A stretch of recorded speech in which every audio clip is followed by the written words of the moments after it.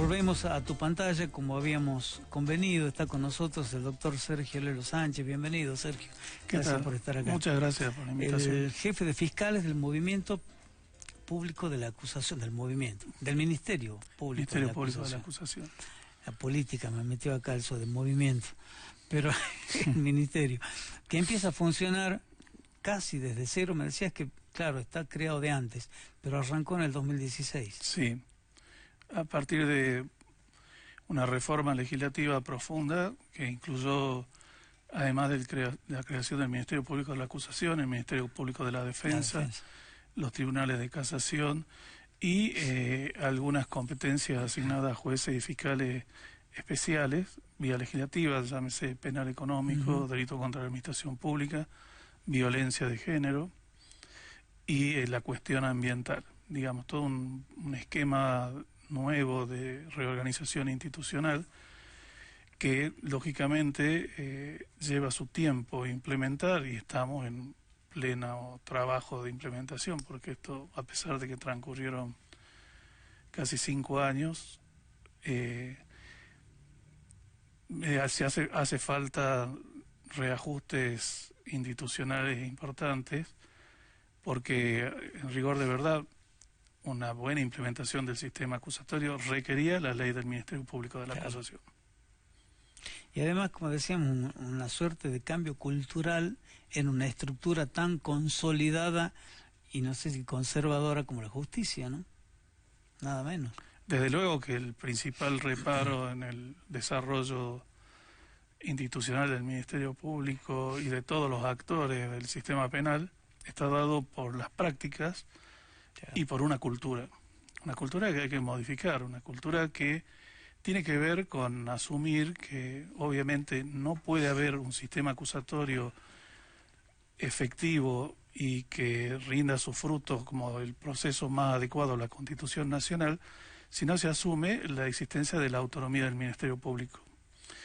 Básicamente, a partir de la vigencia del artículo 20 del actual Código vigente, se separan las funciones de los jueces respecto a las funciones de los fiscales, y cada uno en su rol, al igual que la defensa pública, es necesaria en el esquema de funcionamiento institucional con un modelo procesal acusatorio, debe ser fortalecida, se deben dar recursos para que exista lo que se denomina igualdad de armas ante el juez, y el juez permanezca fuera del conflicto. Afuera. Se empoderó al fiscal. Es un sistema acusatorio, el Ministerio Público de la Acusación, pero hace falta empoderar a la defensa pública también, para que haya un equilibrio y para que haya recursos para desarrollar los respectivos planes institucionales. Creo que estamos en eso. Y a lo largo de estos 4 años se puede decir que, bueno, empezó a funcionar y se está logrando. Empezó a funcionar, y uno de los problemas, lo que costó bastante, fue hacer un diseño normativo vinculado a la autonomía, es decir, gestionar los recursos.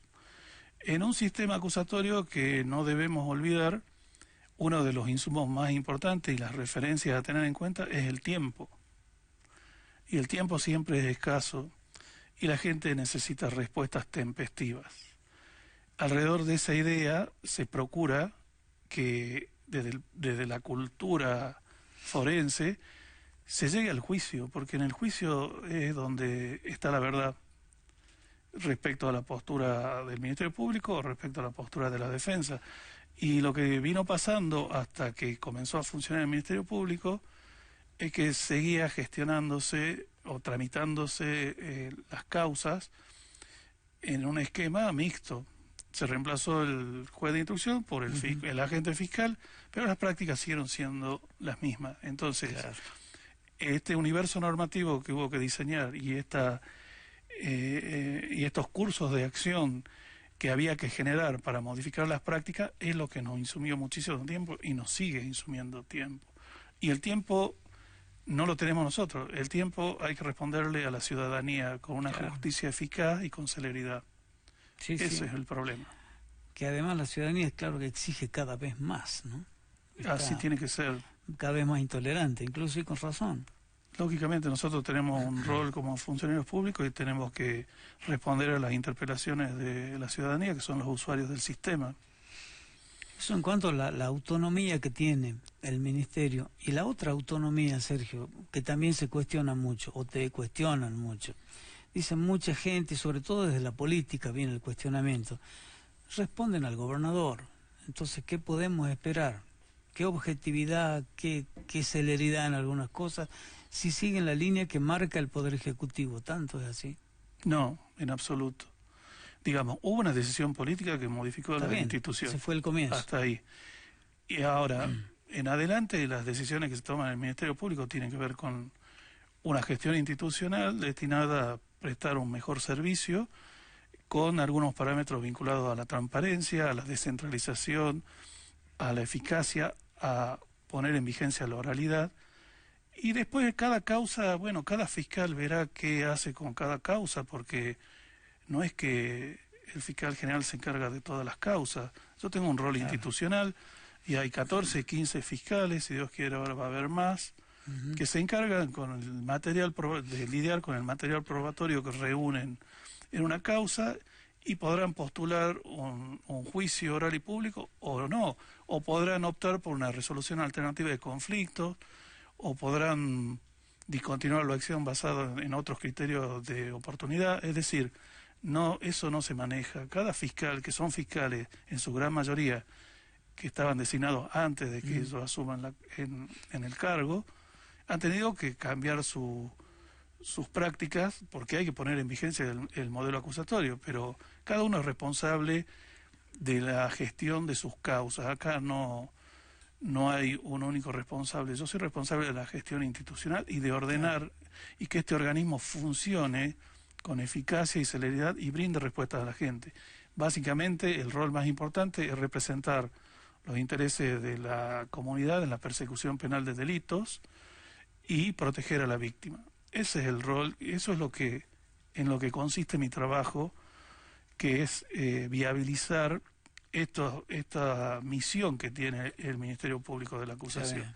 Luego cada fiscal es responsable y hay un esquema de control interno precisamente basado en que hay autonomía funcional en el Ministerio Público, y cada fiscal deberá responder por sus actos, al igual que cualquier funcionario del Ministerio Público. Hay un régimen disciplinario interno y, bueno, es el funcionamiento de cualquier organismo estatal.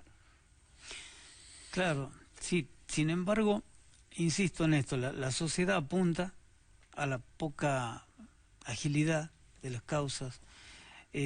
Obviamente aparecen los que dicen, no, están protegiendo a uno, a otro. Yo recordaba hace creo que 2 programas, la legislatura hace poco, diputados de la oposición en Jujuy cargaron duramente contra el Ministerio Público de la Acusación por el tema de la violencia de género. E incluso hay hasta, no sé si un pedido de informe, de juicio político contra la persona del jefe de los fiscales, de Sergio Lelo Sánchez, que venga a explicar, y denuncia penal. Sí. ¿Cómo se entiende? Bueno, precisamente es en la legislatura donde se generan los debates políticos, y esto no deja de ser un debate político, pero desde luego que acá no hubo protección a nadie.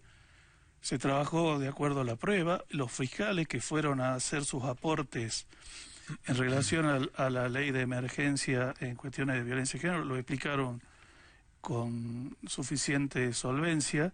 Todas las causas que ellos en forma puntual señalaron como causas que podían generar suspicacia están todas remitidas a juicio de exfuncionarios del actual gobierno. Alrededor de 5 o 6 causas fueron remitidas a juicio, es decir, se logró un estado convictivo de sospecha para que eso se discuta en un debate oral y público. Para decir, acá no hubo protección de nadie. De hecho, creo que son 4 o 5 funcionarios de la actual gestión que fueron remitidos a juicio por esa temática. Sí. Entonces no hay protección.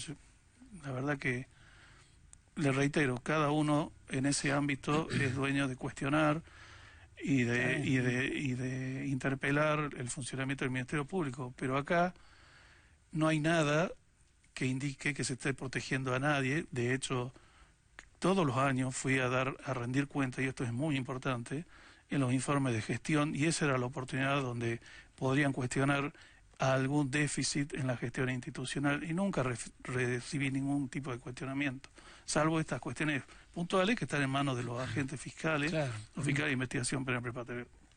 Yo me encargo de la gestión del organismo, no estoy atrás de las causas. Obviamente hay causas que generan un impacto y una conmoción pública de las que hay que ocuparse, pero estamos en eso precisamente y no hay nada que indique que esto vaya a cambiar. Precisamente yo soy alguien que se responsabiliza de sus actos y que rinde cuenta. Como rendí cuenta en la legislatura desde que inicié mi gestión, en estos últimos años lamentablemente no pude concurrir en forma personal, pero se puso en las redes el informe de gestión y se recibe. La Fiscalía General es una fiscalía de puertas abiertas. Cualquier tipo de cuestionamiento y de denuncia es recibida y todo el mundo es atendido. Va a decir que esas son meras conjeturas que no tienen sustento alguno. Y si hay un juicio político, bueno, decidirá la legislatura qué hacer al respecto. Yo sé cuáles son mis actos y sé lo que tengo que hacer.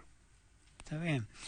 Y hubo uno que no puedo dejar de preguntar, lo que es que fue razonante en su momento, no sé en qué estado está ahora, el choque entre los dos ministerios. Hubo una denuncia muy dura de la titular del Ministerio Público de la Defensa, justamente por demora de justicia, por falta de justicia, en un caso de abuso de menores incluso. Entonces se planteó, acá hay un choque dentro del poder, y hasta podía ser un choque político para el Estado mismo. ¿Qué pasó con todo eso? Bueno, yo discrepo en cuanto a que hay un choque, hay una denuncia puntual. Está bien, me refiero, claro, que llamó la atención, Sergio. Sí, llama la atención. Claro, el Ministerio Público de la Defensa, la titular acusa al Ministerio Público de la acusación. ¿Esto no le podían hablar, conversarlo o legalmente avanzarlo? Se hizo una denuncia sobre una cuestión puntual contra una persona puntual y esa persona fue remitida a juicio.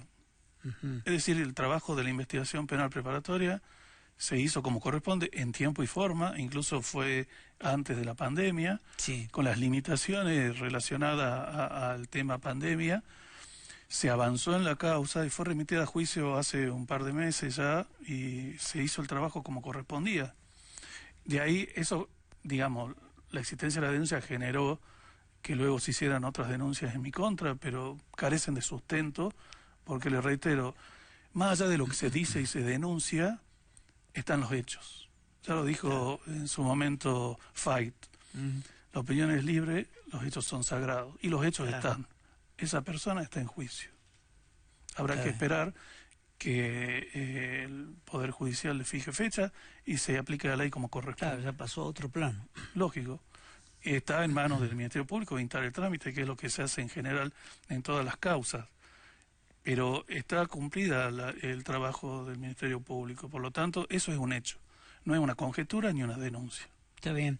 Porque a veces duele o le molesta mucho a la gente que en estos casos de delitos privados, casos concretos, violaciones, abusos, cuando intervienen menores sobre todo, que los acusados permanezcan siempre en libertad. No todo depende del delito que se trate. En el caso que usted menciona, se trata de un abuso sexual simple.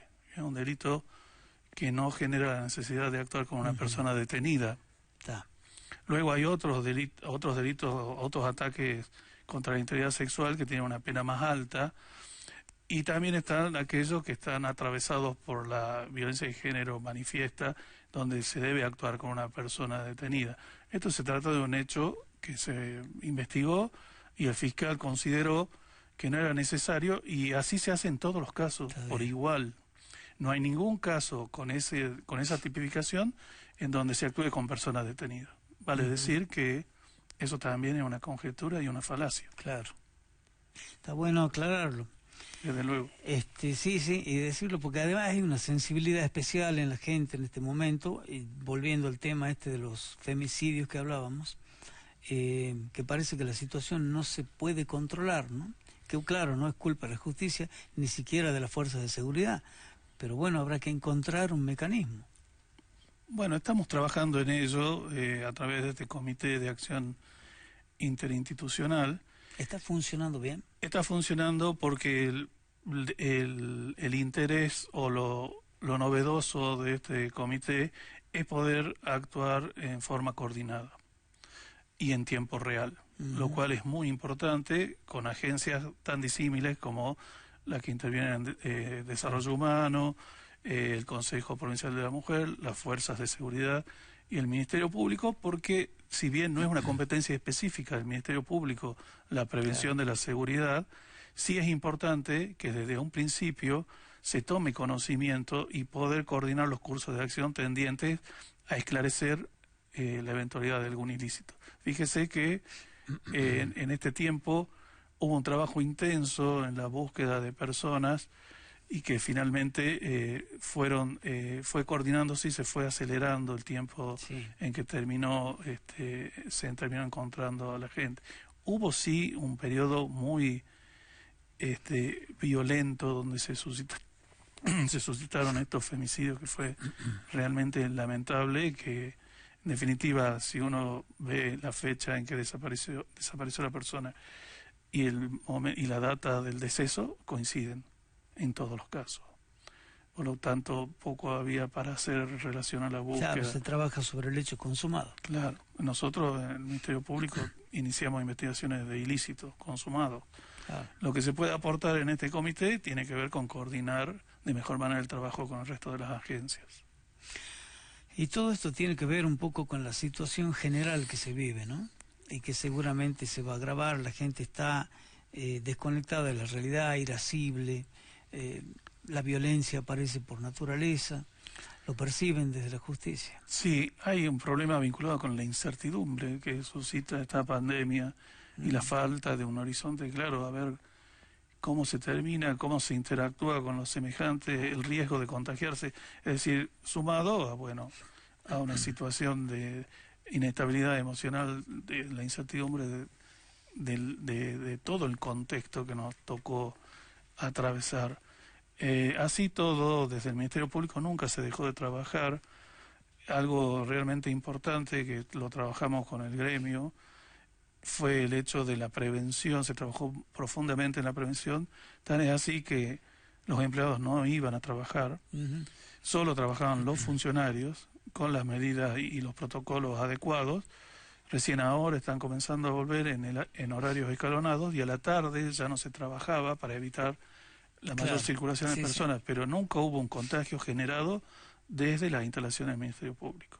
Se trabajó muy bien, al igual que con el Poder Judicial, con el doctor Genefe. Al principio era toda una situación que nos tomaba de sorpresa, ir trabajando y ajustando los mecanismos para que funcionen las instituciones más allá de esta eventualidad. Complicado. Sergio, ¿cómo tomaron esta situación nueva de Milagro Sala? Bueno, el caso Milagro Sala es particular porque tiene una gran cantidad de causas en trámite. Hay que señalar eso. Como todas estas causas siguieron cada uno su curso y sus incidencias, cada una fue terminándose, por ejemplo, lo que se denomina el caso Pío Villero, que fue un enjuiciamiento, creo que fue histórico en la provincia de Jujuy. Es la primera vez que se investiga y se enjuicia el funcionamiento de una asociación ilícita. Creo no equivocarme si es que es uno de los pocos casos. Y eso generó enorme responsabilidad por parte de los fiscales y de los jueces actuantes que actuaron a la altura de las circunstancias. Debo reconocer que dentro de todo el juicio se hizo rápido, se respondió a todo, se garantizó el derecho de defensa y el debido proceso de los involucrados, una causa con una multitud de personas involucradas, con varios querellantes. Es decir, es difícil gestionar un juicio de esa naturaleza y el Poder Judicial lo pudo hacer y estuvo a la altura. Ahora, luego tiene otras causas que tienen distintos estados de trámite. Hay otra causa donde está siendo investigada por fraude en la administración pública, que está en libertad. A lo que voy. Claro, que en algunos casos, claro, y pasa esto de la mega causa, que se hizo lugar un cese de prisión preventiva, que es lo que corresponde. ¿Por qué? Porque cada uno lleva su curso. Cada causa es un mundo que va por su camino, con todas las incidencias. Hay 3 causas que están con condena ratificadas por el Superior Tribunal, con 3 recursos extraordinarios interpuestos por la defensa que fueron denegados y ahora están en trámite de queja. En la Corte. Los recursos de ellos en la Corte. Bueno, Al lado de eso tenemos mega causa, donde se hizo lugar un cese de prisión preventiva por la complejidad y extensión de la causa también, llevó a que se fuera dilatando en el tiempo, tratándose además de una investigación jurisdiccional. No hay que perder de vista que quien estuvo a cargo siempre de la investigación de las causas fueron los jueces, el fiscal en su rol de el que encarna la persecución penal pública, pero es una de las anomalías del código actualmente vigente que haya una investigación jurisdiccional cuando hay otro artículo que dice que las funciones del juez y del fiscal tienen que estar tajantemente separadas. Claro. El fiscal no puede desarrollar funciones jurisdiccionales y los jueces no pueden inmiscuirse en las investigaciones. Sin embargo, este esquema está vigente. Eso llevó a que la mega causa tenga muchísimas incidencias y un volumen inmenso de documentación que analizar, porque no nos olvidemos que se está investigando un tramo o una secuencia de esa asociación ilícita que ya fue juzgada. El criterio que se utilizó para planificar en forma estratégica la gestión y investigación de esta pluralidad de causas que tenía Milagro Sala fue que en lo que se denomina Pío Villero era un programa de mejoramiento habitacional, Mejor Vivir 2. Y esto era un programa de construcción de vivienda que se llamó sociocomunitario. Exacto. En los dos ámbitos funcionó, según la hipótesis de los fiscales, esta asociación ilícita. Por tanto, los tiempos fueron diferentes, las necesidades de resolver y lo engorroso de la causa, de la denominada mega causa, no se equipara al volumen de documentación y análisis que tuvieron que hacer. De hecho, se llevó a juicio y se terminó con una condena. Claro, sí. Entonces, que haya cesado la prisión preventiva, lo que corresponde conforme a derecho, y es lo que se hace en esta provincia. ¿Se apelará a esa decisión? De la soltura no, por parte de la Fiscalía no. No, porque es lo que corresponde. Directamente esperarán el juicio. Sí, yo creo que antes de fin de año vamos a estar en condiciones de ver, el fiscal va a estar en condiciones de merituar si hay elementos para enviarlo a juicio o no y a quiénes. Claro, porque deben ser muchísimos los que están ahí. Sí, hay muchas personas, alrededor de 20 personas, si mal no recuerdo. Y además hay gente de Buenos Aires, ¿no? Estaba López, el famoso también. López, Germán Nivelo. Nivelo, sí, lo que de la Subsecretaría de Viviendas, exactamente. Y bueno, se está analizando cómo resolver esta teoría del caso para enviarla a juicio. Hay elementos para enviar a juicio, hay que establecer ahora el grado de intervención de los sospechosos. Claro. Qué complicado momento y complicado el trabajo, ¿no? Sí, ahora está a cargo el doctor Diego Funes, que bueno, sí, el fiscal. Estamos trabajando como con todos los fiscales. Claro. La mediación que se hizo estos días, estaban trabajando, ¿no? Acordando reuniones, ¿sirve? Sí, yo creo que la mediación es una alternativa muy importante para aquellos delitos que no superan cierto monto de pena y es lo más importante, es una herramienta de pacificación en estos tiempos. Y hace falta porque hay del universo de causas que se gestiona en el Ministerio Público, siempre hay un gran remanente que quedan en el olvido porque siempre se trabaja sobre emergencias, claro, sobre personas detenidas. Digamos, sincerando el funcionamiento del sistema, solo se ocupa de las personas detenidas cuando claro, todo el mundo tiene conflictos que resolver y que por ahí son delitos de pena menor, y eso es la materia sobre la que trabaja la mediación y la resolución alternativa de conflictos. También hay casos en donde merece la pena ocuparse de aplicar criterios de justicia restaurativa cuando son delitos que no son muy graves y permite restablecer el diálogo entre el agresor y el agredido y poder gestionarlo por una vía no tradicional que es la aplicación del poder punitivo. Bajar la litigiosidad además. Bajar la litigiosidad y dar respuesta en tiempo. Como dije, el tiempo es un insumo fundamental para demostrar que el organismo funciona, porque de nada sirve gestionar una multitud de causas y no darle respuesta a nadie. Acá hay que dar respuesta en tiempo y forma a quien demanda, que es el ciudadano. Muchas gracias, Sergio, por este tiempo. Por favor, gracias por la oportunidad. Me quedo con la claridad de que el Ministerio Público de la acusación está dispuesto a responder en el lugar que sea a poner la cara por donde sea y por lo que haya que hacerlo. Y en la parte ya específica, bueno, a lo mejor este caso de mega causa llega antes de fin de año a juicio. Estamos a 30, 60 días. Sí, es la idea. Veremos si llegamos, creo que sí.